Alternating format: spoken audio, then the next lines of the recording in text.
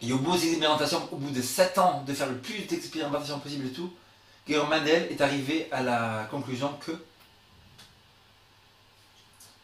une espèce ne peut jamais se transformer en une autre espèce. Cela est totalement impossible génétiquement. Est-ce que dans le mot Champs-Élysées, tu peux mettre le mot Montparnasse? Non. Pourquoi? Parce que l'information n'est pas présente. De même, d'une espèce, une girafe ne peut pas devenir un chimpanzé. Pourquoi? Parce que l'information génétique n'est pas présente. Donc si la sélection naturelle a tout créé, elle-même dans l'univers, est-ce qu'elle a de l'intelligence? Non plus. Est-ce que la sélection naturelle elle-même a de l'énergie pour faire ça et continuer pendant des milliers d'années tout ça? Non. Est-ce que la sélection naturelle peut planifier quoi que ce soit? Non. Pourtant, dans vos livres de fables soi-disant scientifiques évolutionnistes, il y a écrit que on a commencé quelque chose et après petit à petit ça devient comme ça, donc il y aurait une planification pour que ça arrive d'une certaine manière.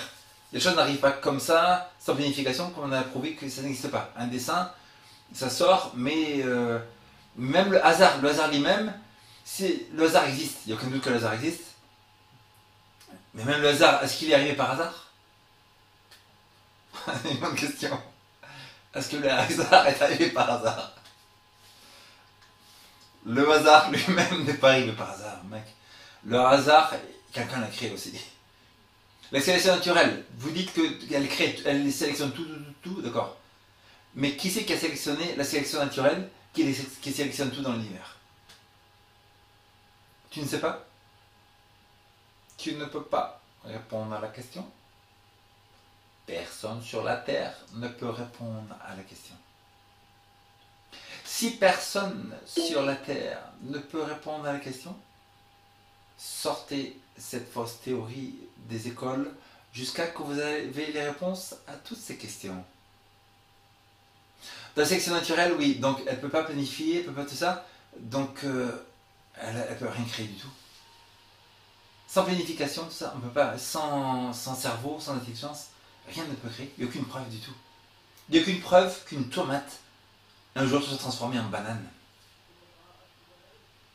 Il n'y a aucune preuve qu'un chien se soit transformé en chat un jour, en oiseau ou en poisson, en oiseau.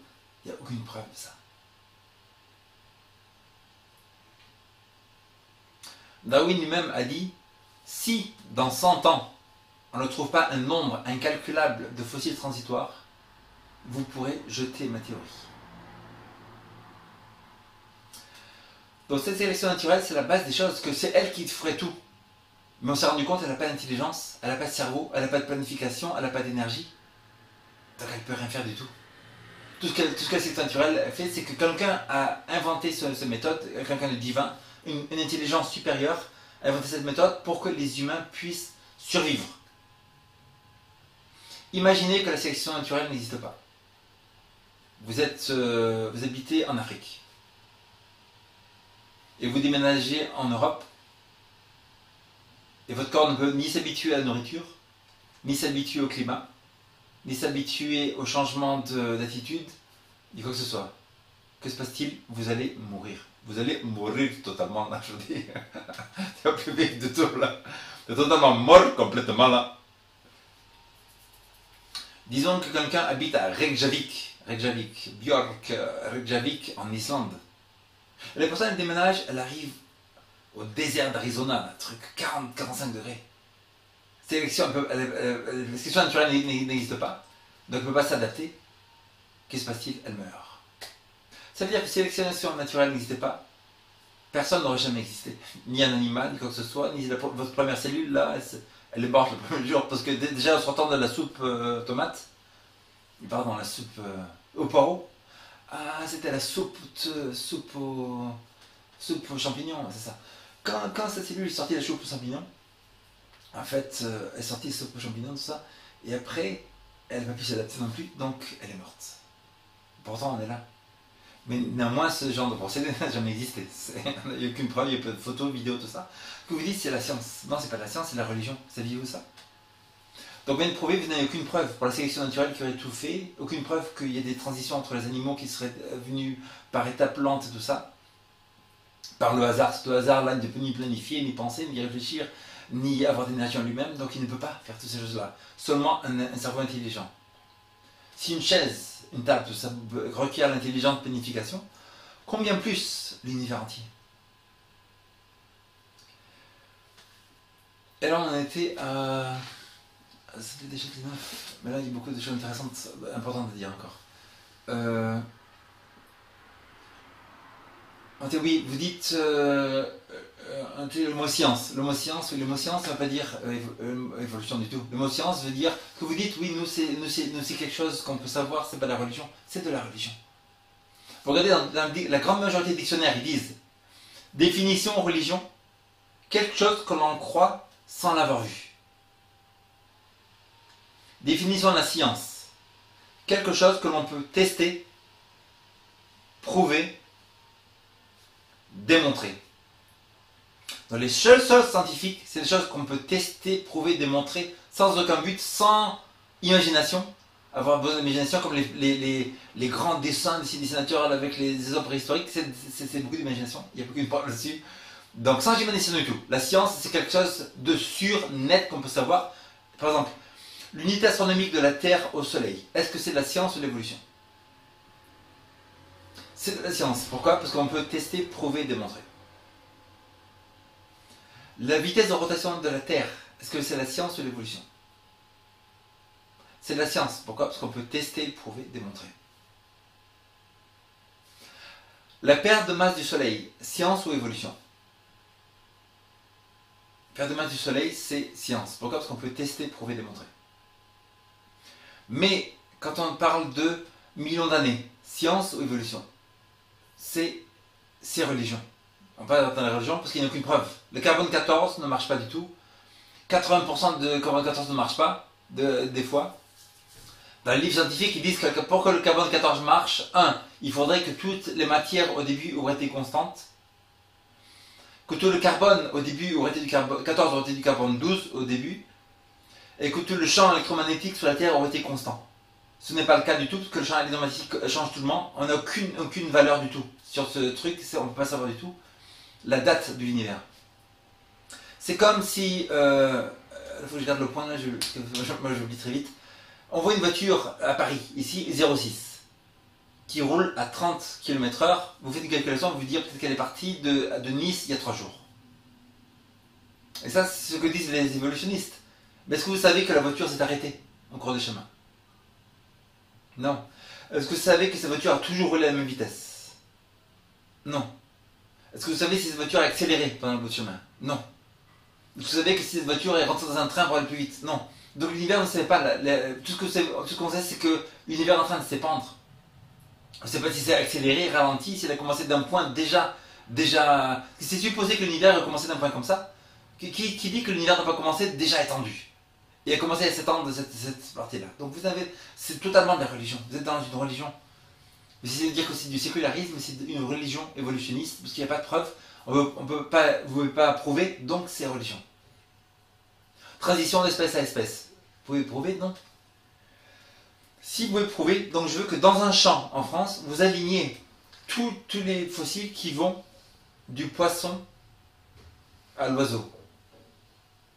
Ça prendrait à peu près 150 millions de fossiles. Vous voyez les vidéos de Ginny Scott, c'est une des plus grandes évolutionnistes des États-Unis, qui explique en fait que pour qu'une espèce se transforme d'une espèce à une autre, il faudrait 150 millions de transitions. Où sont tous ces fossiles? Ils n'existent pas, n'est-ce pas? Donc si c'est vraiment une réalité de la science, donc mettez un fossile, le début, vous mettez un poisson, vous mettez un oiseau tout au fond du champ, et vous alignez les 150 millions de fossiles qui seraient allés là-bas pour prouver.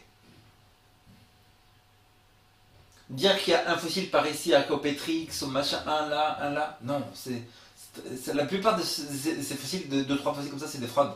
Il faudrait toute la chaîne de trucs pour arriver au bout, et ça n'existe pas. Personne ne peut montrer ces fossiles. Imaginez multipliant toutes les espèces dans l'univers. Là, on parle d'un animal, 150 millions de transitions. Si on ajoute tous les animaux sur la Terre, ça ferait des milliards et des milliards et des milliards de fossiles. Ça veut dire que même Darwin, il a dit qu'on aurait à avoir des fossiles partout. Darwin, il a dit qu'en sortant de chez nous, on devrait marcher, piétiner sur des mètres et des mètres de fossiles, des os, de fossiles de nos ancêtres. Donc là aussi, combien de transitions d'animaux, il n'y a aucune preuve du tout, c'est de la religion. Millions d'années, c'est une religion, ça marche pas du tout. Aucune preuve que les choses... En fait, pour les choses dont on sait l'âge, par exemple cet ampli, ce truc-là, on prend le carbone 14, il y a 40% d'erreurs pour l'âge qu'on sait, de quelque chose de récent. Plus, non, disons des trucs il y a millions d'années, c'est aucune preuve, il y a aucune... Vous ne savez pas du tout l'âge de ces choses, c'est une corruption totale. Après, transition, donc s'il n'y a pas de petite transition d'une espèce à une autre, pour aller... Donc l'évolution n'a jamais existé. Savez-vous ça? 10 millions d'années n'ont jamais existé. Et donc l'évolution est une fraude totale. Donc à vous de faire une étude personnelle. Allez voir les vidéos de Kent Hovind, en français et en anglais. Il y en a beaucoup. C'est des débats en fait, entre par exemple Dawkins et John Lennox. Dawkins et John Lennox, vous allez voir sur YouTube. Vous faites Science Creation de Seattle Creation Conference. Donc, il y a beaucoup de vidéos qui donnent beaucoup de preuves là-dessus. Vous allez voir la vidéo du professeur David Berlinski, un des plus grands scientifiques qui habite à Paris, de mathématicien, qui prouve sans aucun doute que la théorie de l'évolution n'est pas du tout scientifique. Donc à vous de chercher les preuves. Si vous voulez vous mentir vous-même, vous voulez vous mentir. Dans ce sujet-là, création-évolution, on est en train de parler de vérité. Ça n'a rien à voir avec l'opinion personnelle. L'opinion personnelle, c'est préfères-tu le rouge ou le noir? Opinion personnelle, n'est-ce pas? On a le droit de choisir, préférer. Mais dans des trucs genre, par exemple, s'arrêter au feu rouge. Est-ce que c'est une opinion personnelle, s'arrêter au feu rouge? Pas ça, non, c'est un absolu. Dans les sujets qui sont absolus, s'arrêter au feu rouge, Dieu existe, Dieu n'existe pas, c'est des absolus où l'opinion personnelle n'a aucun jeu, du tout, du tout. Donc ce qui veut dire que, dans ce cas-là, on est en train de parler de vérité là. Si vous mettez mensonge et tout ça, vous avez le droit, parce que vous avez été créé avec la possibilité pour la vérité et la possibilité de mentir. Vous n'êtes pas des robots. Dieu aurait pu vous créer comme un robot, à vous forcer à faire le bien, forcer à être honnête, tout ça.